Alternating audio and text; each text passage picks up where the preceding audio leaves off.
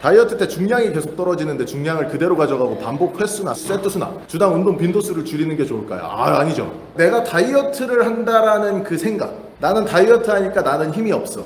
이건 마인드의 영역이거든요. 그러니까 정신 상태를 고쳐라. 최대한 동일하게 가야 돼요. 다이어트 할 때도 운동 중량이라든지 강도를 최대한 동일하게 가져가야지, 그래야지 근육을 잃지 않습니다. 코치님, 대퇴직근이 발달되어 있는 빌더들은 다이어트의 문제일까요? 익스텐션이나 스쿼트의 깊은 가동 범위로 뽑아내는 건가요?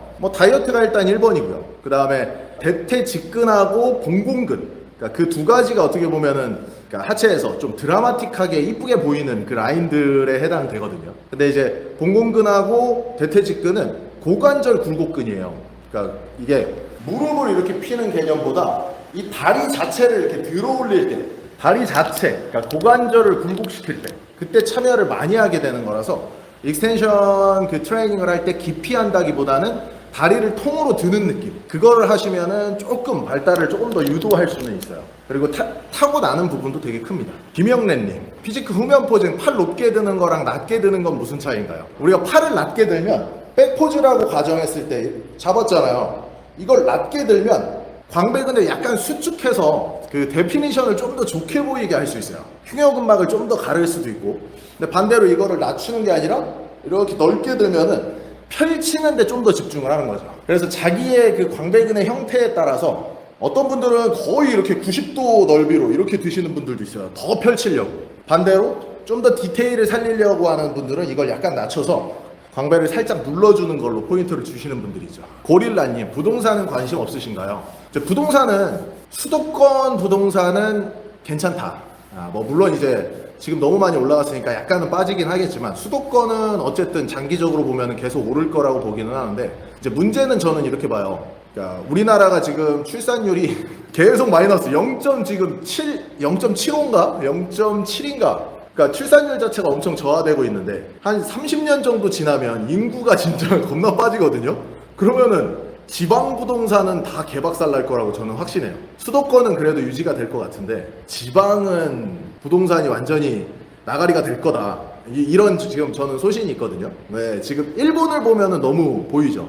일본 같은 경우에도 도쿄 중심가 제외하고 이렇게 변두리 쪽 보면은 집값 완전 다 박살 났거든요. 근데 그렇게 될 것 같아요. 그렇게 될 것 같은 게 아니라 그렇게 되겠죠. 인구가 없으니까. 근데 아파트나 집이나 이런 거 넘쳐나잖아요. 저는 지방에 살고 있으니까 제가 서울에 투자할 기회가 있다면은 투자를 할 것 같긴 한데 일단 너무 비싸고 돈이 없고, 지방에 투자는 솔직히 마이너스다. 저는 그렇게 생각해요. 그래서 이제 주식에 투자하는 이유가 그거죠. 그 미래 산업의 먹거리인 기업들은 망할 가능성이 진짜 거의 제로에 가깝죠. 테슬라 같은 데가 망하겠어요 지금? 아니면 반도체를 만드는 미래 가치를 생산하는 그런 기업들이 과연 망하겠냐 이거죠. 망할 가능성은 저는 제로라고 봐요.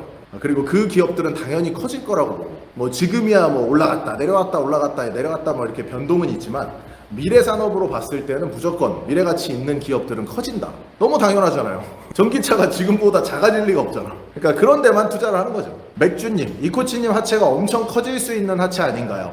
유전적으로는 저도 하체가 좋은 편이에요. 유전적으로는 좋은 편인데, 그러니까 하체를 키우려면은 그 유전적 한계를 뛰어넘는 고통이 수반되거든요. 근데 약간 그런 사람들 있잖아요. 그 고통을 즐기는 친구들이 있어. 실제로 딱 보면은 이 운동을 뒤질 것처럼 해. 운동을 뒤질 것처럼 하는데 재밌대. 이런 애들이 있어요. 약간 그 SM 성향이라고 봐야 되나? SM 성향이 있는 친구들 같은데, 어쨌든 이제 그런 친구들의 정신 상태를 보면은 진짜 달라요. 달라. 막 뒤질 것 같은데 막 좋아해. 근데 저는 이제 그런 마인드가 아니라서 이게 그 정신력의 차이라고 봐요, 결국에. 그러니까 모든 운동이 마찬가지거든요. 그런 그 타고난, 완전히 거기에 몰두하는 그런 정신력을 저는 갖고 있지 않기 때문에 이게 커지는 게 쉽지가 않아요. 하다 보면 힘드니까. 힘들면 또 인간적으로 이제 또 적당히 하게 타협을 하는 이런 타입이죠. 즐기면서. 근데 저 같은 사람의 장점이 뭐냐? 가늘고 길게 가. 나중에 봐봐요. 고등학교 때도 저랑 같이 운동했던 막 미친놈처럼 열심히 운동하던 친구들이 있었거든요. 50%는 중간에 부상으로 그만뒀어. 근데 50% 살아남았죠. 그 친구들도 결국에 나이 들어서 그만둬. 그러니까 살아남은 게 저밖에 없는 거야. 운동 쪽에서 살아남은 친구가. 그러니까 그걸 보면은 아, 이게 장단점이 있다. 대신에 그런 친구들이 잘 되면은 탑 클래스가 되는 거죠. 진짜 프로 선수가 돼서 돈도 많이 벌고 할 수 있을 가능성, 그러니까 재능이 있는 거고. 저는 이제 그런 쪽하고는 거리가 멀기 때문에 지금처럼 이렇게 털면서 트레이너 하면서 이제 보디빌딩은 또 재밌게 즐기고 제 취미이자 제 뭐 직업이기도 하고 그렇기 때문에 재밌게 하는 거죠. 신진근님, 팔을 수평회전 시키면 견갑은 가만히 있고 팔만 뒤로 가면 어깨가 앞으로 나오네요. 그래서 벤치 내릴 때마다 아픕니다. 뭐가 문제일까요? 라운드 숄더입니다. 수평회전을 시키잖아요. 수평회전을 시킬 때 어깨가 말리시는 분들이 있어요. 이렇게 이게 견갑이 도는 거예요. 쉽게 생각하면은 견갑을 앞쪽으로 당기는, 이 견갑 자체를 앞쪽으로 당기는 근육 제일 큰 게 소흉근이라고 하는 근육. 얘가 견갑골에 코라코이드 프로세스라고 하는 그 돌기에 붙어 있는데 얘를 앞쪽으로 강하게 당겨요. 내가 수평회전을 할 때 얘가 스트레치가 되지 못하면 그대로 수축을 하면서 얘를 앞쪽으로 가져갑니다. 그러면은 말리는 그 증상이 나타나는 거죠. 그러면은 당연히 충돌이 일어날 가능성이 굉장히 높아집니다. 그래서 라운드를 먼저 개선하셔야 돼요, 신진금님. 요새 업라인로와 프론트레이즈 중 뭘 할지 고민해요. 둘 다 하기엔 체력이 딸려서. 저는 이제 업라인로는 개인적으로는 좀 추천드리진 않아요. 개인적으로는 프론트레이즈를 훨씬 더 추천드리고, 업라인로 같은 경우에는 전면 삼각근보다는 측면 삼각근에 훨씬 더 합당한 운동이죠. 팔이 이렇게 올라가잖아요. 옆에서 봤을 때 레터럴 레이즈 궤적하고 업라인 로우의 궤적은 굉장히 유사합니다. 근데 우리가 프론트 레이즈의 궤적, 이 팔을 이렇게 앞으로 나란히 형태로 드는 트레이닝은 어깨 운동에서 몇 개 없죠. 프론트 레이즈가 거의 유일하다시피 하기 때문에 내가 잘 사용하지 않는 결의 트레이닝을 저는 좀 더 추천을 해요. 그래서 내가 숄더 프레스 같은 운동을 했고 레터럴 레이즈 같은 운동을 했으면 이 두 계열 다 옆으로 벌리잖아요. 외전 트레이닝이 되는데 이렇게 굴곡 트레이닝을 넣어주는 게 개인적으로는 훨씬 더 좋다, 이렇게 생각합니다. 관절도 인생도 극으로 가면 금방 망가지는 것인가? 세상 모든 일이 저는 마찬가지라고 봐요.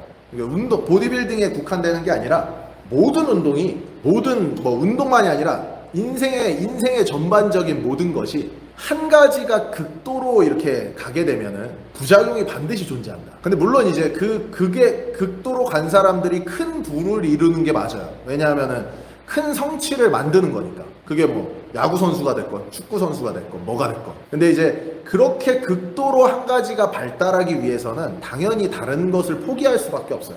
이게 너무 당연하거든요. 여러 가지를 잘하면서 그렇게 되면 너무 좋은데 그런 사람은 진짜 정말 존재하기가 힘들죠. 오타니 같이 이상한 애들 한 명씩 나오는데 그거는 괴물이고, 일반인 관점에서. 그리고 이제 세계적인 기업을 이룬 사람들, 스티브 잡스나 이런 사람들도 보면은 가정이 다들 안 좋잖아요. 이게 가정을 돌보지 못하고 그것에 몰두하게 되는 거죠. 그러니까 그렇기 때문에 이게 참 모든 것이 극단적으로 이렇게 끝으로 가면은 금방 망가져. 운동은 특히 더하죠. 야구는 진짜 막 어깨 갈려서 막 중간에 리타이어 되는 사람들이 너무 많아요. 주변에서도 너무 많이 봐왔고 실제로도 그렇고. 근데 그게 다른 스포츠도 마찬가지죠. 극한으로 갔을 때 그것을 버텨낼 수 있는 관절을 갖고 있는 거, 이게 축복받은 유전자거든요. 보디빌딩도 마찬가지죠. 보디빌딩도 당연히 그것을 이겨낼 관절도 있어야 되고, 보디빌딩은 또 약물의 제한이 없으니까 약물을 무한정으로 이렇게 제한 없이 쓰는데 그것을 이겨낼 장기도 있어야 돼요. 그러니까 굉장히 좀 모든 것은 극으로 가면 망가진다. 저도 이렇게 생각해요. 야님, 요즘 박승현님이 여러 곳에서 까이더라고요. 운동복 관련해서 어떻게 생각하세요? 비슷하게 보이는 게 광호야 씨가 처음에 운동을 이렇게 설명할 때 극단적인 설명을 했잖아요. 그러니까 이것이 맞고 다른 건 틀리다.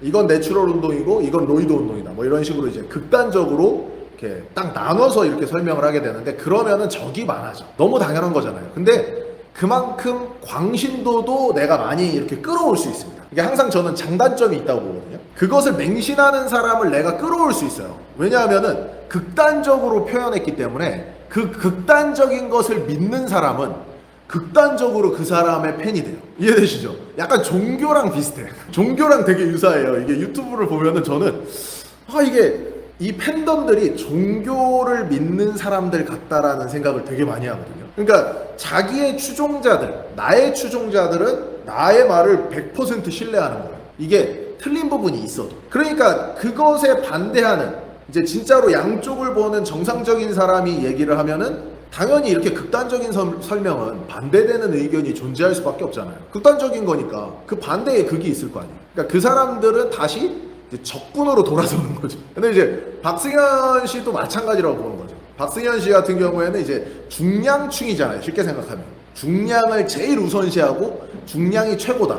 중량이 아닌 건 운동이 아니다. 막 이런 식으로 이제 극단적으로 예전에 설명을 했었는데 요즘에는 좀 아니신 걸로 알고 있는데 어쨌든 뭐 그렇게 극단적으로 한쪽으로 기울게 되면은 당연히 반대되는 의견들이 있고 반대되는 의견이 신뢰되는 뭔가 자료나 근거를 통해서 얘기를 하게 되면은 그 반대되는 사람들은 또 적이 되는 거잖아요. 그래서 어쩔 수 없다. 이게 극단적인 설명으로 인기를 얻게 되면은 당연히 그 반대되는 안티들도 많아지는 거다.